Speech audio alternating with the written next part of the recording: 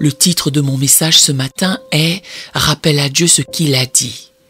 L'une des façons les plus puissantes de prier est de mettre la main sur une promesse dans les Écritures et de rappeler à Dieu ce qu'il a dit de nous. Dieu, tu as dit, je suis béni et je ne peux pas être maudit. Nombre 23, 8. Dieu, tu as dit que tu me rassasierais de longs jours. Proverbe 91, verset 16. Dieu, tu as dit que ta faveur n'est pas pour une saison, mais pour une vie entière. Psaume 30, verset 5. Quand on peut déclarer « Dieu, tu as dit », les cieux entiers sont à l'écoute. Dieu est fidèle à sa parole. Ésaïe 62 relate dans la traduction amplifiée « Rappelle au souvenir de l'Éternel ses promesses envers toi ». Le verset ne formule pas « Rappelle au souvenir de l'Éternel tes problèmes ». Parfois, nous nous servons de la prière comme d'une excuse pour nous plaindre. « Dieu, ces gens au travail ne me traitent pas bien. Dieu, le prix de l'essence est si élevé, je ne sais pas comment je vais m'en sortir. Mon Dieu, ces enfants me tapent sur les nerfs, je n'en peux plus. » Non. Nous n'avons pas besoin de narrer nos problèmes à Dieu. Il sait déjà ce que nous traversons. Il connaît chaque besoin, chaque préoccupation. Il connaît même le nombre de cheveux que nous avons sur notre tête. Bien sûr, c'est bien d'être ouvert et honnête et de partager à Dieu ce qu'on ressent. Cela dit, ne transformez pas cela en une séance d'apitoiement sur soi. Cela ne fera que vous décourager davantage. Si vous voulez voir les choses changer, si vous voulez que Dieu change les choses, au lieu de gémir, dénichez une promesse sur laquelle vous pouvez vous appuyer et allez voir Dieu en certifiant « Dieu, tu as dit que si l'ennemi sort contre moi par un seul chemin, tu le vaincras et tu le feras fuir par 7 chemins différents. » Deutéronome 28, 7. Oui, le prix de l'essence est élevé, mais je ne me concentre pas sur ça, car tu as dit que tu pourvoiras à tous mes besoins selon ta richesse. Philippiens 4, 19. Tu as dit que tu es Jéhovah Jireh, l'Éternel qui pourvoit. Genèse 22, 14. Oui, ces gens au travail ne me traitent pas bien, mais je ne suis pas ici pour geindre, car tu as dit que tu seras mon libérateur. Psaume 18, 2. Tu as dit que tu combattras pour moi. Exode 14, 14. Tu as dit que ce qui est censé me nuire, tu le changeras et l'utiliseras à mon avantage. Genèse 50, 20. Quand vous rappelez à Dieu ses promesses, c'est ce qui lui permet de les matérialiser.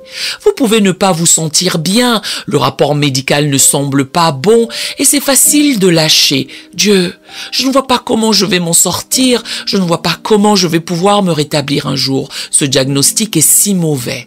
Non, au lieu de rappeler au souvenir de l'Éternel vos problèmes, rappelez au souvenir de l'Éternel ses promesses. Dieu, tu as dit que tu me guérirais, tu panserais mes plaies. Jérémie 30, 17. Tu as dit que je vivrais et ne mourrais pas. Psaume 118, 17.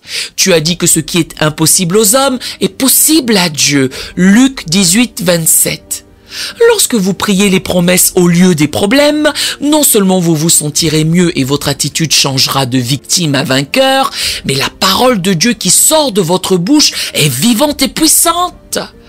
Lorsque Dieu entend ses promesses, il envoie des anges avec les réponses. Il met le miracle en marche, il se mettra à changer les choses dans votre faveur.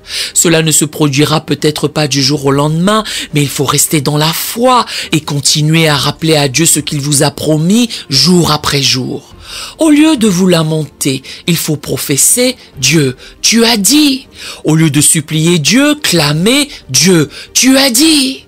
Au lieu de décrire les circonstances, marteler « Dieu, tu as dit ».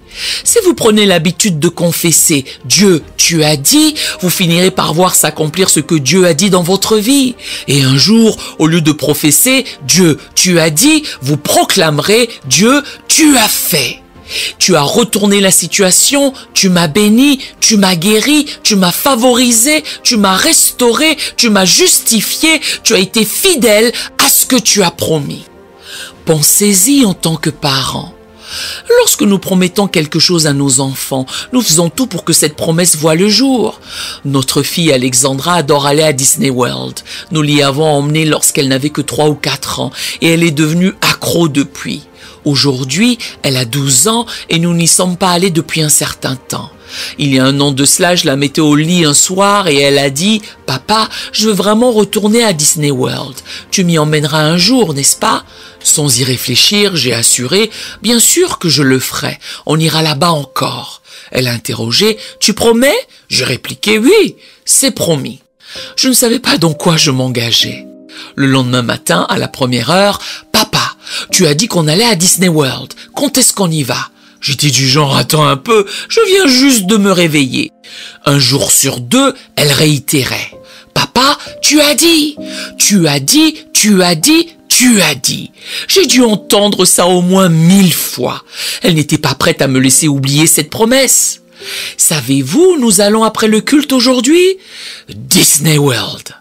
Si nous, parents terrestres, sommes à ce point émus lorsque nos enfants nous rappellent ce que nous avons promis, si nous ressentons une telle obligation de répondre à ce que tu as dit, à combien plus forte raison notre Père Céleste tiendra-t-il parole? Il n'est pas un homme pour mentir, Nombre 23, 19, tandis que nous pouvons briser nos promesses.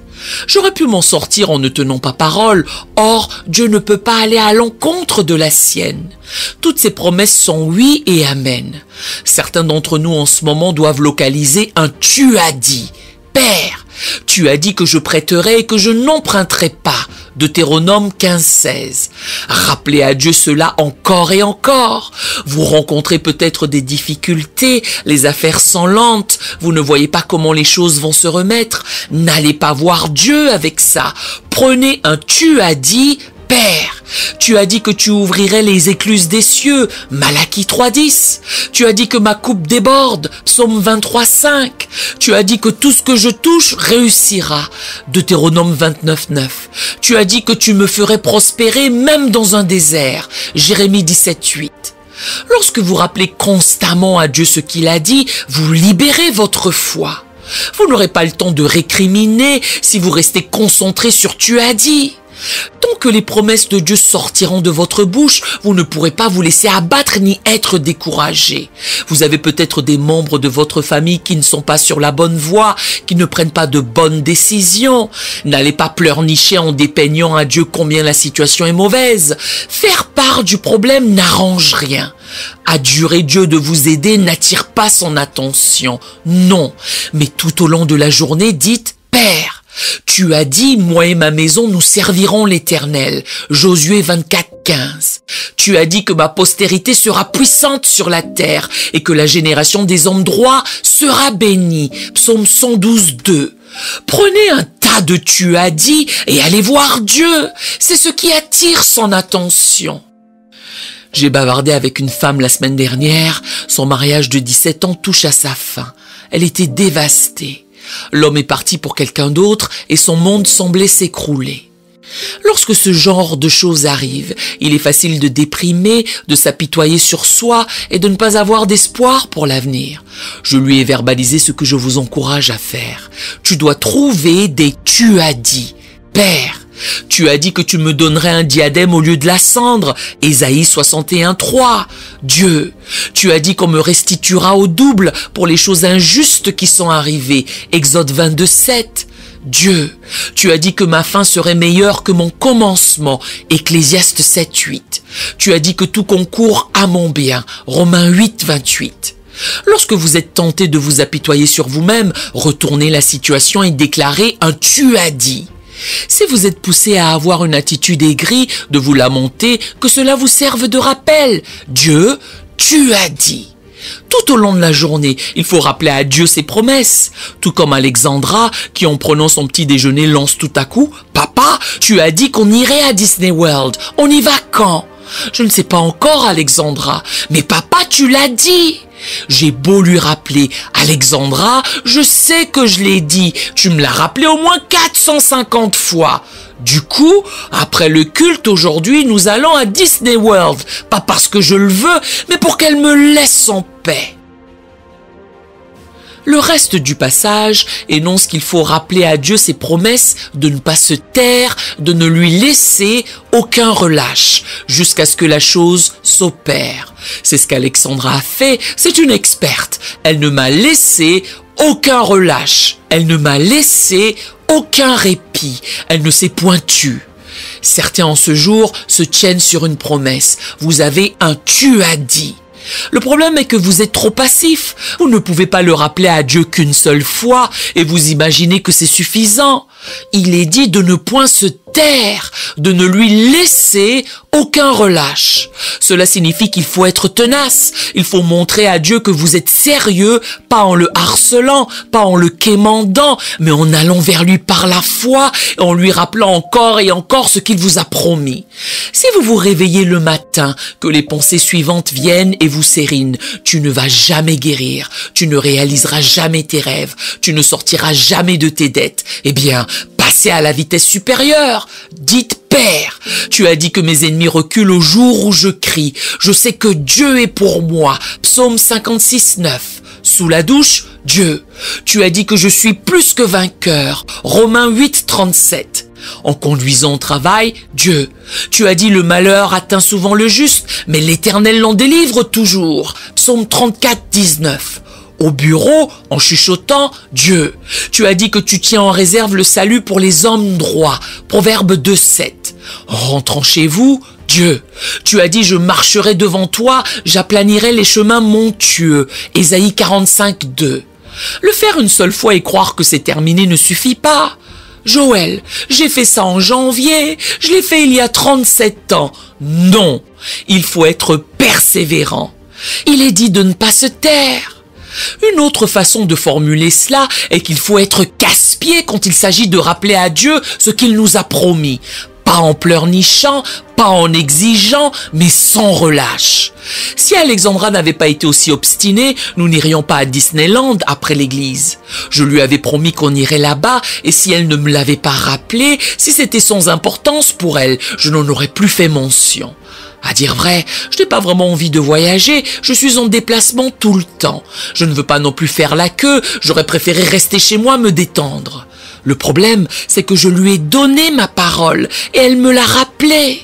Pas rien qu'une fois, mais à maintes et maintes reprises. Si elle ne l'avait fait que plusieurs fois dans l'année, j'aurais pu l'en dissuader. Malheureusement, elle était inflexible. Elle n'allait pas se laisser rebuter par un refus. Elle savait que je tiendrais parole. Certains d'entre vous verraient leur vie passer au niveau supérieur s'ils cessaient d'être aussi inertes et commençaient à rappeler à Dieu ce qu'il a décrété à propos de leur famille, de leur carrière, de leur santé, de leurs finances, de leur avenir. Non pas qu'une fois, mais encore et encore et encore. Dans les Écritures, Jésus a raconté une parabole sur un juge injuste et inique.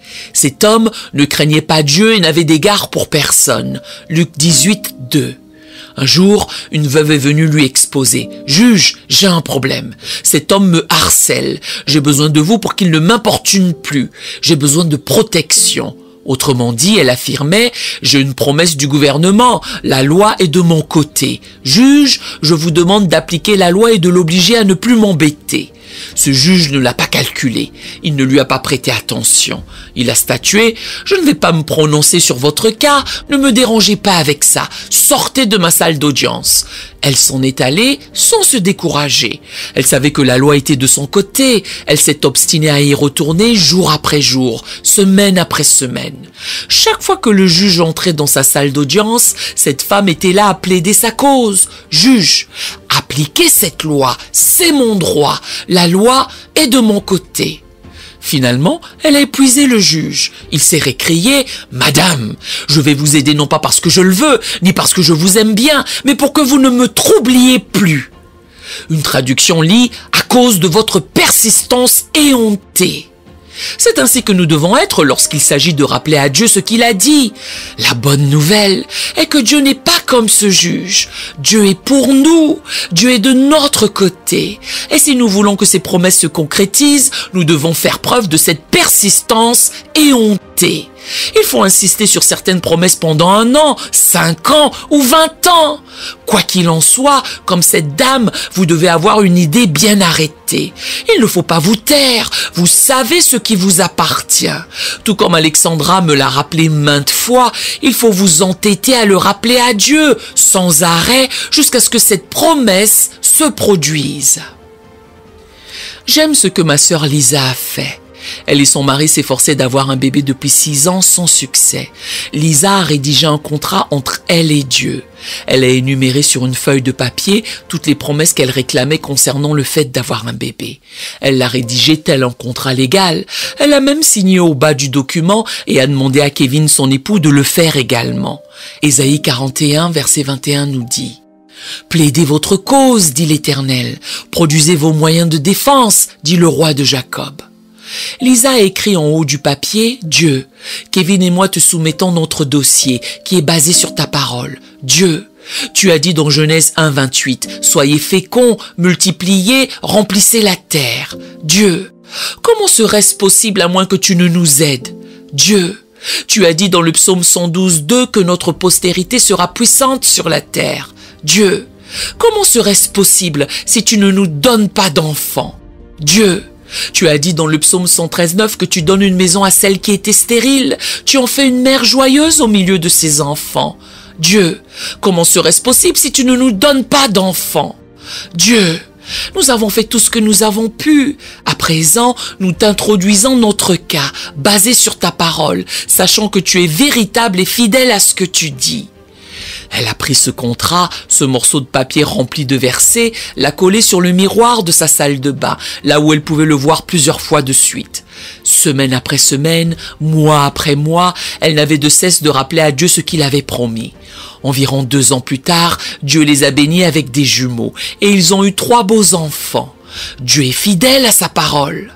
Ma question est-ce que vous plaidez votre cause? Avez-vous des preuves? Avez-vous fait comme Lisa et trouvé les promesses à l'appui qui vous font trompeter? Dieu, tu as dit que tu ferais de moi une mère joyeuse au milieu de ses enfants. Dieu, tu as dit que tu restituerais ce que l'ennemi a volé. Dieu, tu as dit que tu me donnerais les désirs de mon cœur. Si vous plaidez votre cause devant Dieu, la bonne nouvelle est que Jésus est appelé notre avocat, 1 Jean 2:1, et il est l'avocat dans la salle d'audience des cieux. Imaginez cela. Jésus est notre avocat et Dieu le juge. Tant que vous plaidez votre cas basé sur la parole de Dieu, vous ne pouvez pas perdre. Il sera fidèle et véritable à sa parole. Il serait bon pour nous tous de dresser une liste, tout comme Lisa, des promesses sur lesquelles nous nous appuyons, de l'accrocher sur le miroir de la salle de bain, quelque part où nous la verrons constamment. Tout au long de la journée, semaine après semaine, n'en démordez pas, rappelez à Dieu ce qu'il vous a promis. Quand des pensées viennent vous débiter que vous ne vous élèverez jamais plus haut, que vos meilleurs jours ont pris fin, plaidez votre cause. Dieu, tu as dit que le sentier des justes est comme la lumière resplendissante, dont l'éclat va croissant jusqu'au milieu du jour. Proverbe 4, 18. Dieu, tu as dit que la gloire de cette dernière maison sera plus grande que celle de la première. Agé 2:9. Mon cas n'est pas basé sur ce que je ressens. Il n'est pas basé sur l'économie. Il n'est pas basé sur un rapport médical. Il n'est pas basé sur ce que quelqu'un a dit de moi. Mon cas est basé uniquement sur ta parole. Et je sais que tu ne peux pas mentir, que ce que tu dis, tu le fais. Plaider sa cause devant Dieu est exactement cela. Seulement, quelquefois, surtout quand les choses sont difficiles, au lieu de plaider notre cause, nous supplions. Dieu, s'il te plaît, tu dois m'aider. Dieu, je suis allé à l'église le week-end dernier. Dieu, je suis une bonne personne. J'ai fait du bénévolat au centre d'accueil. Dieu, je te prie de faire quelque chose. Le problème avec ça, c'est que vous n'avez aucune preuve à l'appui. Vous ne vous appuyez sur aucune preuve. Vous ne faites que brosser à Dieu ce que vous ressentez. Vous ne faites que détailler les circonstances. Dites-moi, lorsqu'on doit présenter un cas, comme on le fait dans une cour de justice, il faut être préparé. On ne peut pas débarquer et publier « Juge, j'ai besoin d'aide ». Non, on se munit de documents, de preuves, on a effectué nos recherches. De la même manière, lorsque vous entrez dans la cour du ciel, ce n'est qu'une image, il faut rappeler à Dieu ce que le contrat stipule. Dieu, tu as dit, toute arme forgée contre moi sera sans effet, et toute langue qui s'élèvera en justice contre moi, je la condamnerai. Voici ma preuve, Seigneur. C'est dans Ésaïe 54, 17. Dieu, tu as dit que tu es pour nous un refuge et un appui, un secours qui ne manque jamais dans la détresse. Voici ma preuve. Psaume 46, verset 1. Dieu, tu as attesté et j'abattrai toutes les forces des méchants. Les forces du juste seront élevées. Voici ma preuve. Psaume 75, 10. Quand vous allez voir Dieu avec des preuves de ce qu'il a dit, c'est un cas puissant, c'est un cas imbattable. Hélas, un grand nombre ne font qu'implorer, alors que si vous changez et commencez à constituer votre dossier, à plaider votre cause, vous verrez Dieu entreprendre de changer les choses en votre faveur. Je connais une femme qui pendant plusieurs années était en désaccord avec sa fille adolescente. Elle avait l'habitude de venir prier tout le temps en étant contrariée et découragée. Je faisais de mon mieux pour lui remonter le moral en essayant de la convaincre de persister à croire. Seulement, plutôt que de venir pour prier, elle ne semblait venir que pour jérémiader de ce que Dieu ne faisait pas. J'ai partagé avec elle ce principe qu'au lieu de se plaindre à Dieu, tu dois lui rappeler ce qu'il t'a promis. Et je lui ai transmis le verset 28 de Proverbe 31. Il est écrit que ses fils se lèveront et la diront heureuse. À cette époque, cette fille appelait sa mère de tous les noms, sauf bienheureuse. La mère a pris ce que je lui ai proposé à cœur et elle passait ses journées sans discontinuer à répéter « Père, tu as dit que mes enfants se lèveront et me diront heureuse ». Quand la fille était irrespectueuse, au lieu de le déplorer comme elle le faisait avant, elle ressassait « Non, père, tu as dit que ma fille m'appellera heureuse ». Elle a ensuite découvert d'autres promesses de Dieu. Dieu, tu as dit que les enfants sont un héritage de l'Éternel, que le fruit des entrailles est une récompense. Psaume 127, verset 3. Elle a exposé son cas, fait valoir ses arguments, apporté ses preuves. Environ 3 ans plus tard, cette jeune femme a complètement changé de comportement. Aujourd'hui, la mère et la fille sont les meilleures amies du monde. Elle est aussi gentille et respectueuse que possible. Elles font tout ensemble, y compris venir à l'église. La mère m'a confié récemment, « Joël, désormais quand j'articule, mes enfants se lèveront et m'appelleront heureuse, je ne le profère plus par la foi, c'est devenu une réalité.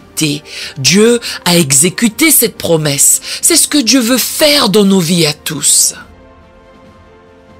Dans 1 Chronique chapitre 17, Dieu a fait à David une promesse qui semblait presque inenvisageable.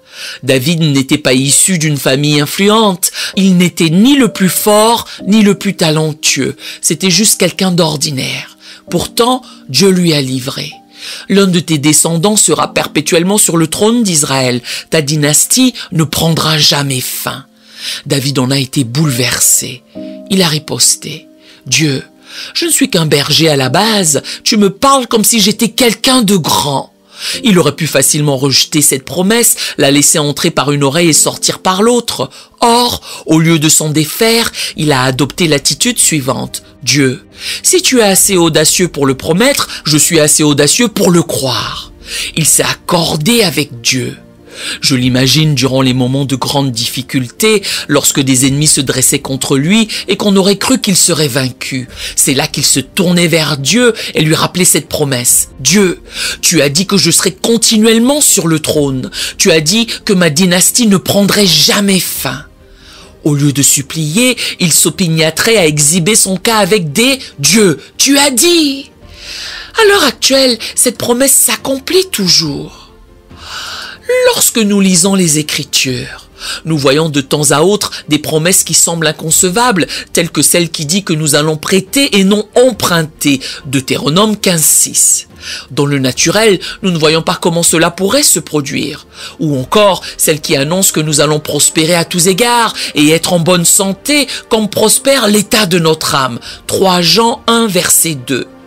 Peut-être que le rapport médical stipule strictement le contraire. Nous avons le choix.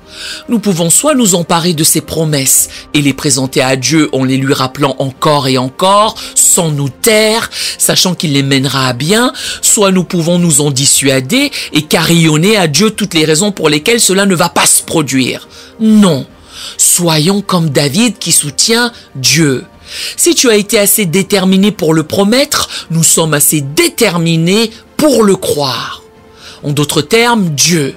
Si tu assures que je suis béni, en ce cas, quand je viens à toi, je ne vais pas te rappeler tous mes problèmes et combien les affaires sont lentes. Non, les paroles que je vais t'apporter sont les tiennes, celles qui me garantissent que je suis béni, que je suis la tête et non la queue, que je suis victorieux.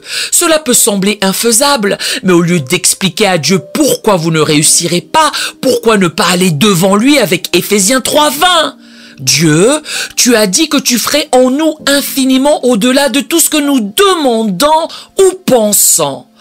Implorez-vous ou plaidez-vous votre cause devant Dieu en lui rappelant ce qu'il vous a promis. Il y a une promesse étonnante que Dieu fait à chacun de nous dans Genèse 12, verset 2.